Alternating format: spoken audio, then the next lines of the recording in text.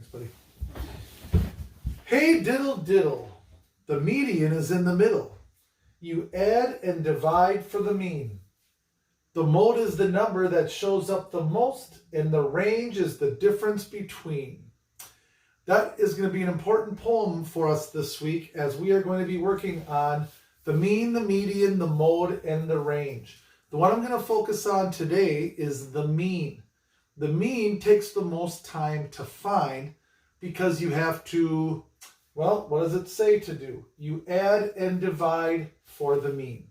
So, another name for mean is average. So what we are going to be doing is we're going to be getting a list of words or numbers that we will then add them up, and then we will be dividing them by how many numbers are in the list, and then that is going to tell us what the average or the mean is.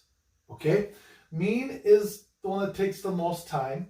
Median is the one that takes the second most time. So the way that I'm going to teach you to do mean is going to help you tomorrow when Mr. Jancourt teaches a lesson about the median. So make sure you remember those steps from today's lesson tomorrow. So let's get started.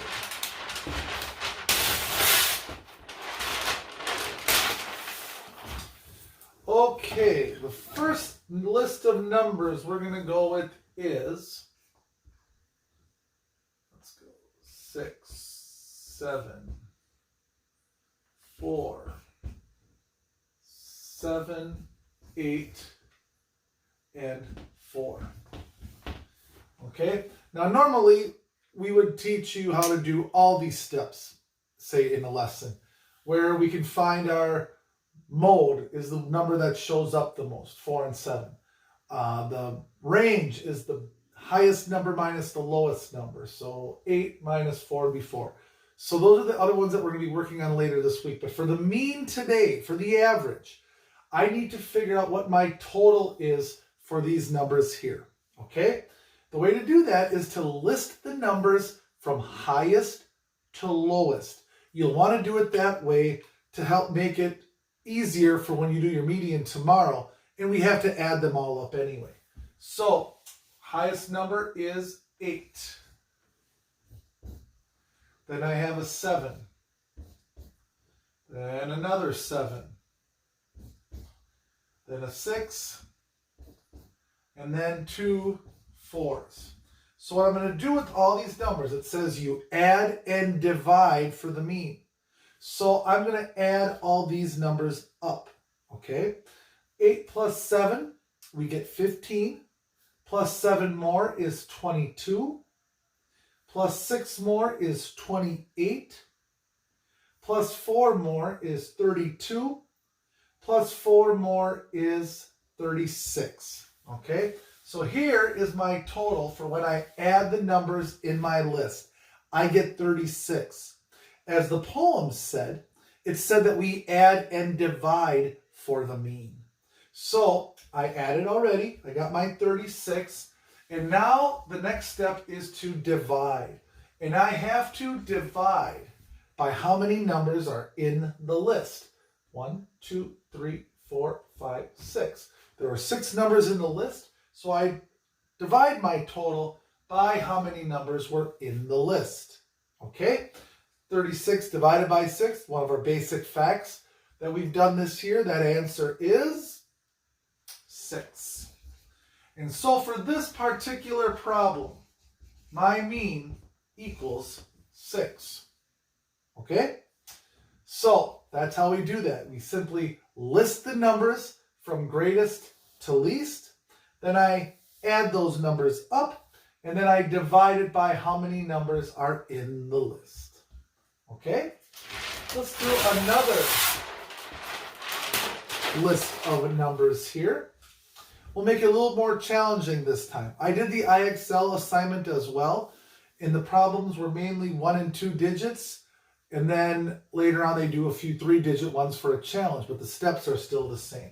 So my list of numbers is 24, 28, 19, 30, and 24. So the first step, like I told you in the previous problem and also in the poem, is we want to add all these numbers up. And we do that by listing them from greatest to least. So as I look at my list, the highest number it looks like is 30. Then I have a 28 would be next. Then I have 2 24s. And it's always a good idea to cross them out while you're doing that, because then you know you're not doubling up on numbers. When it's a longer list of numbers, this is especially important. And then the last one is 19. So I'm going to add and divide for the mean. So I'm going to add up these numbers. 8 plus 4 is 12. 12 plus 4 is 16. 16 plus 9. You can count on your fingers for a problem like that, or do 16 plus 10 minus 1 to make up that 9. Regardless, the answer is 25. Okay? So I put the 5 down there, I put the 2 up here. 2 plus 3 is 5, 7, 9, 11, 12. So my total is 125. So now, to add and divide for the mean, I now will then divide the 125 by how many numbers are in the list. Okay, 1, 2, 3, 4, 5. So I divide that by 5. When we do long division, we need to remember our DMSB.